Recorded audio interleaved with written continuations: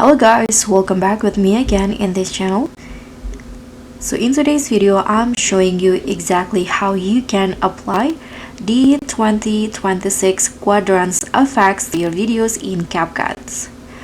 So whether you want to showcase the multiple angles or create just add a fresh dynamic feel to your New Year video, this is how you can do it easily. So just add your New Year celebration video or just a video of you, and then you can just head into effects, click on a video effects and go to the New Year category, and in this one you'll easily spot this effects called, wait a minute,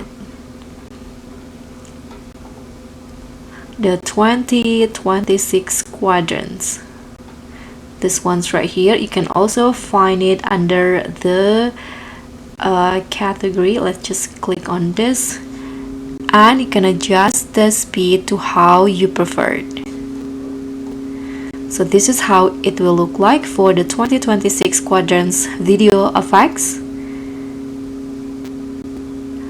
So guys, that's pretty much all. Thank you so much for watching. Don't forget to like, comment and subscribe. Also click on the thanks. I'll see you in the next one.